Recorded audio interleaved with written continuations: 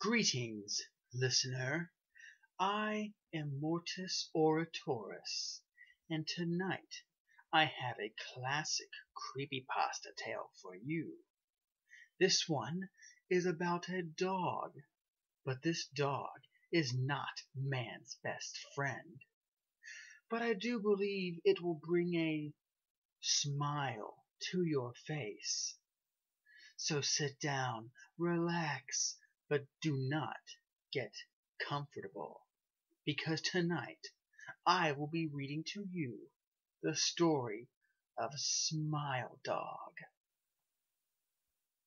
I first met in person with Mary E. in the summer of 2007. I had arranged with her husband of 15 years, Terrence, to see her for an interview. Mary had initially agreed, since I was not a newsman but rather a amateur writer gathering information for a few early college assignments, and, if all went according to plan, some pieces of fiction. We scheduled the interview for a particular weekend when I was in Chicago on unrelated business. But at the last moment, Mary changed her mind and locked herself in the couple's bedroom, refusing to meet with me. For half an hour, I sat with Terrence as we camped outside the bedroom door. I, listening and taking notes, while he attended fruitlessly to calm his wife. The things Mary said made little sense, but fit the pattern of what I was expecting. Though I could not see her, I could tell from her voice that she was crying, and more often than not, her objections to speaking with me centered around an incoherent diatribe on her dreams, her nightmares. Terrence apologized profusely when we ceased the exercise, and I did my best to take it in stride. Recall that I wasn't a reporter in search of a story, but merely a curious young man in search of information. Besides, I thought at the time I could perhaps find another, similar case if I put my mind to it. Mary E. was the PSYOP for a small Chicago-based bulletin board system in 1992 when she first encountered Smile.jpg, and her life changed forever. She and Terrence had been married for only 5 months. Mary was one of an estimated 400 people who saw the image when it was posted as a hyperlink on the BBS, though she is the only one who has spoken openly about the experience. The rest have remained anonymous, or are perhaps dead. In 2005, when I was only in the 10th grade, Smile.jpg was first brought to my attention by my burgeoning interest in web-based phenomenon. Mary was the most often cited victim of what is most sometimes referred to as Smile.dog, and being Smile.jpg is reputed to display. What caught my interest, other than the obvious macabre elements of the cyber legend and my proclivity towards such things, was the sheer lack of information, usually to the point that people don't believe it even exists, other than as a rumor or hoax. It is unique because, though the entire phenomenon centers on a picture file, that file is nowhere to be found on the internet. Certainly, many photo-manipulated simulacra litter the web, showing up with the most frequency on sites such as the image board 4chan, particularly the X-focused paranormal subboard. It is suspected these are fakes, because they do not affect the true Smile.jpg is believed to have, namely, sudden onset temporal lobe epilepsy and acute anxiety. This purported reaction in their viewer is one of the reasons the phantom-like Smile.jpg is regarded with such disdain, since it is patently absurd, though, depending on whom you ask, the reluctance to acknowledge Smile.jpg's existence might be just as much out of fear as it is out of disbelief.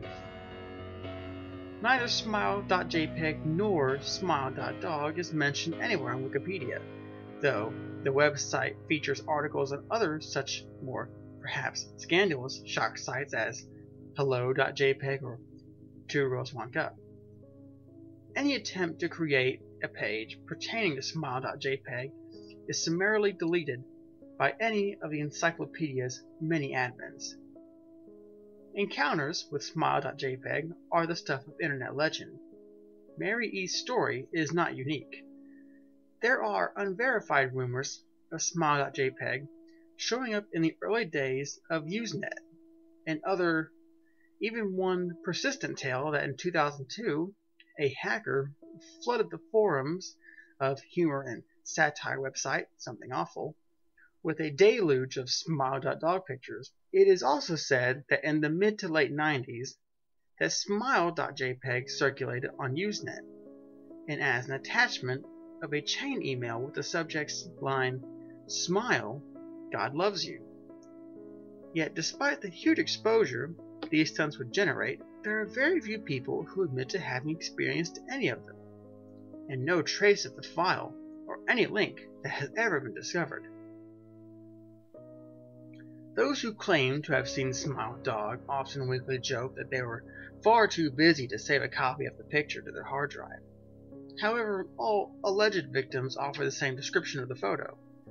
A dog-like creature, usually described as having the appearance similar to a Siberian husky, illuminated by the flash of a camera, sit in a dim room, the only background detail that is visible being a human hand extending from the darkness near the left side of the frame. The hand is empty, but is usually described as beckoning. Of course, most attention is given to the dog, or dog creature, as some victims are more certain than others about what they claim to have seen. The muzzle of the beast is reputedly split in a wide grin, revealing 2 rows of very white, very straight, very sharp, very human-looking teeth. This is, of course, not a description given immediately after viewing the picture, but rather a recollection of the victims who claim to have seen the picture endlessly repeated in their mind's eye during the time they are, in reality, having epileptic fits. These fits are reported to continue indeterminately, often while victims are asleep, resulting in very vivid and disturbing nightmares. These may be treated with medication, though in some instances it is more effective than others. Mary E., I assumed, was not on effective medications. That was why after my visit to her apartment in 2007, I sent out feelers to several folklore and urban legend-oriented news groups, websites, and mailing lists, hoping to find the name of a supposed victim of smile.jpg who felt more interested in talking about his experience. For a time, nothing happened, and at length I forgot completely about my pursuits, since I had begun my freshman year of college and was quite busy. Mary contacted me via email, however, near the beginning of March 2008. From Mary E. at .net. Subject: Last summer's interview. Dear Mr. L., I am incredibly sorry about my behavior last summer when you came to interview me. I hoped you could understand that it was no fault of yours, but rather my own problems that led me to act out as I did. I realized that I could have handled the situation more decorously. However, I hope you will forgive me. At the time, I was afraid. You see, for 15 years, I have been haunted by smile.jpg. Smile.dog comes to me in my sleep every night. I know that sounds silly, but it is true. There is an ineffable quality about my dreams, my nightmares, that makes them completely unlike any real dreams I've ever had. I do not move and do not speak. I simply look ahead, and the only thing ahead of me is the scene from that horrible picture. I see the beckoning hand I see Smile.dog. It talks to me. It is not a dog, of course, though I am not quite sure what it really is. It tells me it will leave me alone if I do as it asks. All I must do, it says, is spread the word. That is how it phrases its demands. I know exactly what it means. It wants me to show it to someone else. And I could. The week after my incident, I received in the mail a manila envelope with no return address. Inside was only a 3/2-inch floppy diskette. Without having to check, I knew precisely what was on it. I thought for a time about my options. I could show it to a stranger, a co-worker. I could even show it to Terrence, as much as the idea disgusted me. And what would happen then? Well, if Smile.dog kept its word, I could sleep. Yet if it lied, what would I do? And who was to say something worse would not come for me if I did as the creature asked? So I did nothing. For 15 years, though I kept the diskette hidden amongst my things. Every night, for 15 years, Smile.dog has come to me in my sleep and demanded that I spread the word. For 15 years I have stood strong, though there have been hard times. Many of my fellow victims on the BBS board, where I first encountered Smile.jpg, stopped posting. I heard some of them committed suicide. Others remained completely silent, simply disappearing from the face of the web. They are the ones I worry about the most. I sincerely hope you will forgive me, Mr. L. But last summer, when you contacted me and my husband about an interview, I was near the breaking point. I decided I was going to give you the floppy diskette. I did not care if Smile.dog was lying or not. I wanted it to end. You were a stranger, someone I had no connection to, and I thought I would not feel sorrow when you took the diskette as part of your research and sealed your fate. Before you arrived, I realized what I was doing. I was plotting to ruin your life. I could not stand by. And think of it, and in fact, I still cannot. I am ashamed, Mr. L. I hope that this warning will dissuade you from further investigation of Smile.jpg. You may in time encounter someone if not weaker than I, then wholly more depraved, someone who will not hesitate to follow Smile.dog's orders. Stop while you are still whole. Sincerely, Mary E. Terrence contacted me later that month with the news that his wife had killed herself. While cleaning up the various things she left behind, closing email accounts and the like, he happened upon the above message. He was a man in shambles. He wept as he told me to listen to his wife's advice. He'd found the diskette, he revealed, and burned it until it was nothing but a stinking pile of blackened plastic. The part that disturbed him, however, was how the diskette hissed as it melted, like some sort of animal, he said.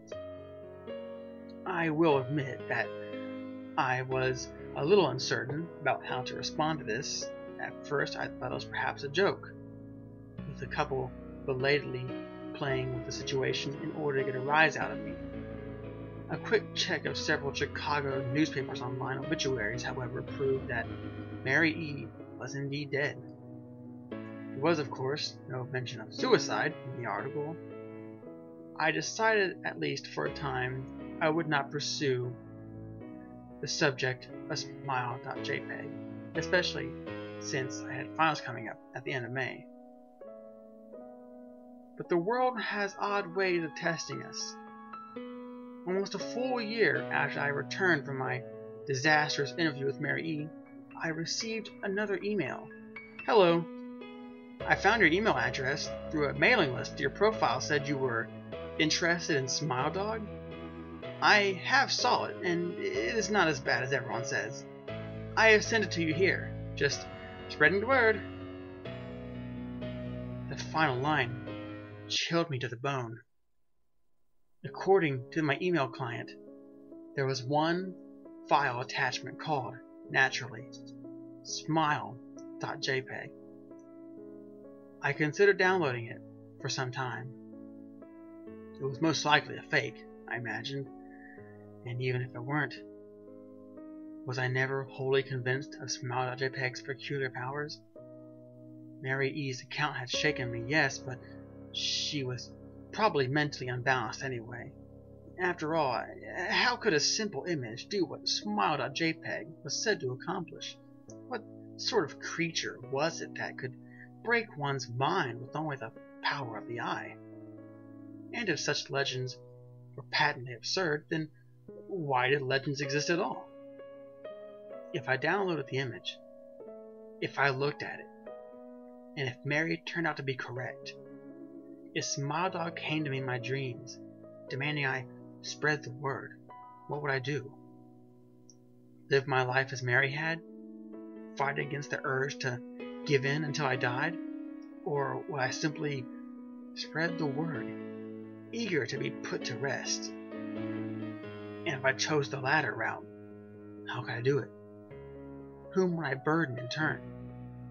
If I went through my earlier intention to write a short article about smile.jpg, I decided I could attach it as evidence, and anyone who read the article, anyone who took interest, would be affected.